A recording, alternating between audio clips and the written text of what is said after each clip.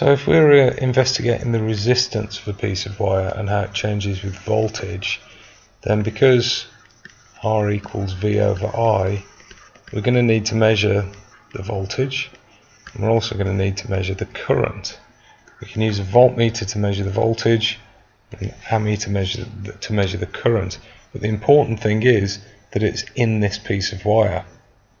So ammeters go in series, so you're going to put an ammeter in series with the piece of wire. Voltmeters go in parallel, so really it should be in parallel with the entire length of the piece of wire. Okay, there we go. And then for the rest of the circuit, okay, it's told you that you've got a battery, and the symbol for a battery is as so. That'll be in the positive end of the battery, and a variable resistor. Variable resistor is a rectangle with an arrow through it. Okay, describe what she should do. So they're looking for a method really here to obtain a set of results for her investigation. We've already really solved this. If we're going to calculate the resistance, then we need to take measurements of voltage and current. So you get 1 mark for saying measure the voltage across the piece of wire, and another mark for saying measure the current through the piece of wire. And then they've given you a clue here. She needs a set of results for her investigation.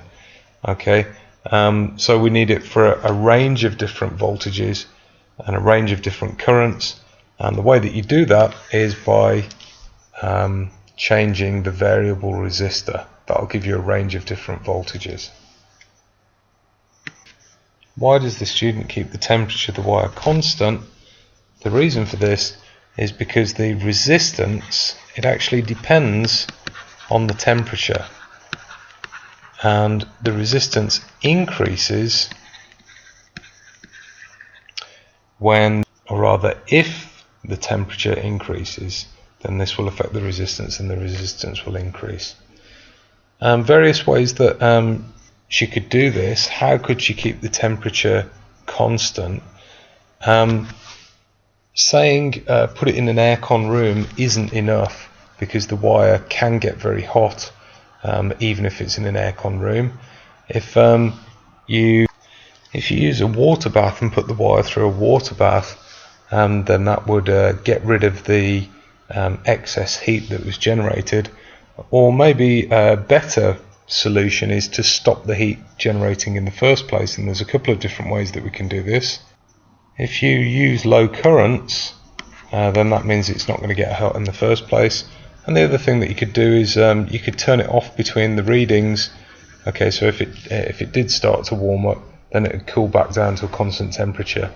So you turn it off between readings and then take readings quickly as you turn it on.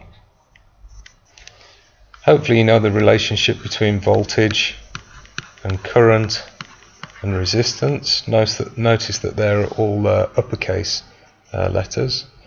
The student then calculates the resistance and plots the graph of resistance against voltage. Now this takes a little bit of thinking about this one. If the piece of wire is an ohmic conductor, that means that when you work out V over I, that's going to give you a constant value. So that means that the resistance is going to be a constant value even if you change the voltage.